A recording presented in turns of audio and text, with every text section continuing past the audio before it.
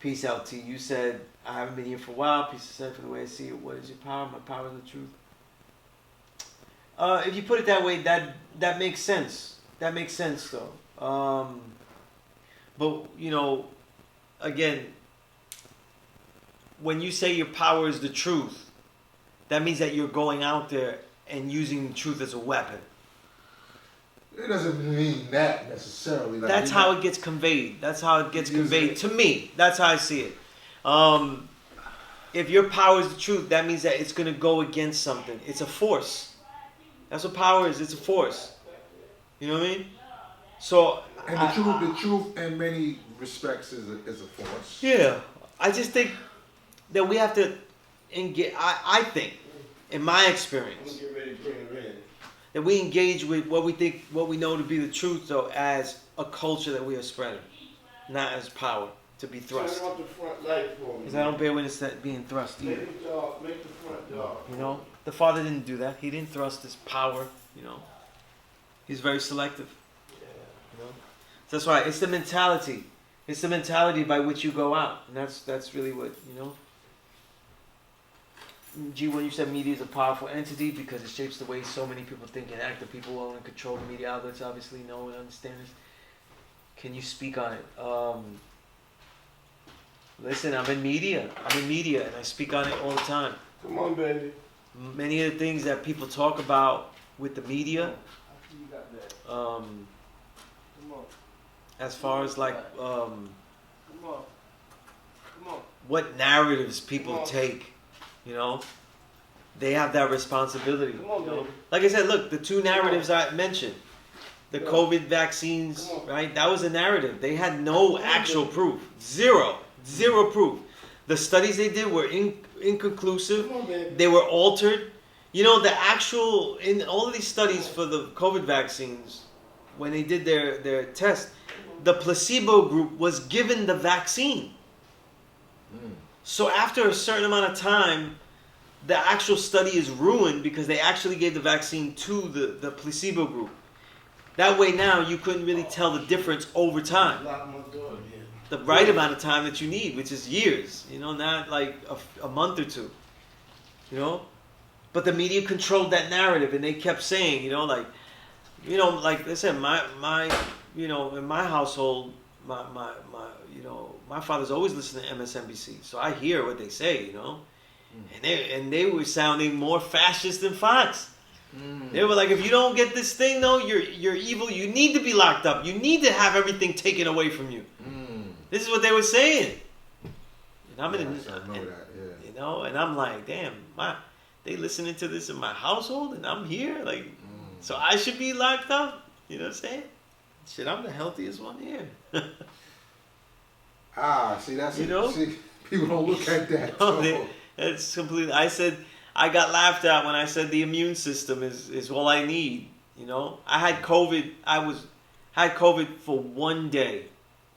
Intense up and down fever, which was a real problem. Going up and down. It was up and down. I'd overheat myself, break it, then I would get chills again. You know, like it was going up and down. So, but after that next day, I was worn out from everything, but I was actually okay.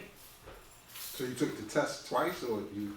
No, but I'm saying my actual sickness. Oh, right. Yeah, right. I kept testing positive that whole week. Oh, wow.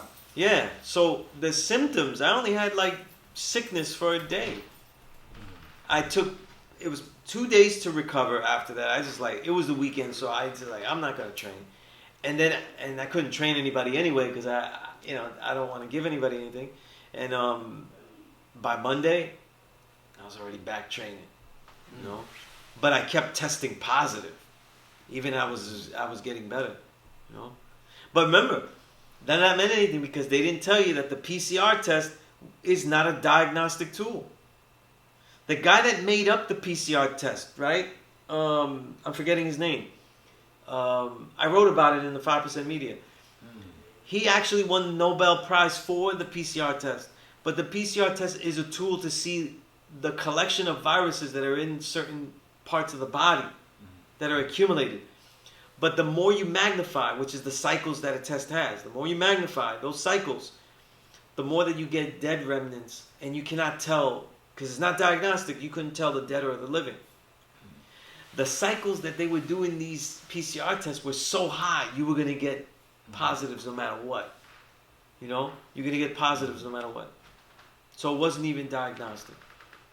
It's interesting that after the vaccines are out, then they give you the different test, the antigen test. Right? Then they gave that. It's all slick. But the media controls things. I had this thing, I had the argument too, like, hip hop, Smith and Wesson, they had to yell at Bigger on the Math Hoffa podcast because he was calling them traitors, that they felt like traitors. Yeah, all of that is narrative. All of that is narrative back then. It was all narrative. And no, I did not have a street viewpoint from it. I was there inside the magazines. I saw what they was doing. I saw what they was writing, you know? And I was like, that's not the way you write that. I wouldn't write it that way. You know what I mean? But if the media said, well, Tupac's so anti, why is he doing all this stuff with Boot Camp Clique? Why is he doing stuff with Nice and Smooth? Why is he with these guys and East Coast guys? He doesn't sound so anti-East Coast to me. You know what I'm saying? Then it becomes a thing where like he just hates them. It's really just hating what Bad Boy was doing and what he thought Biggie did to him. Right. You know? Or what Biggie didn't do for him. It was really more like Biggie didn't do something for him. You know? He just, right? Because Biggie didn't do anything to him. He technically didn't do anything. Biggie was actually telling him, like, those guys aren't the ones. Because Tupac's problem was that he was naive. And he was idealistic. Not seeing himself as a cash cow in the street. He thought he was going to collect the revolutionaries. But the difference between him and the father, out of many, nobody looked at the father like, oh, if I hang around with him, I'll be rich. Right. Nobody looked at him like that. They also knew that he had people to defend him. He was well protected. All of those things you couldn't say about Tupac. You know what I'm saying? He could be manipulated. He could be bloodsucked. You know? And so the streets, you know, they were manipulating him. Though. Yeah, that revolutionary shit, whatever, you know. It's coming from someone who loves Tupac. Yeah, I do. I think he's amazing.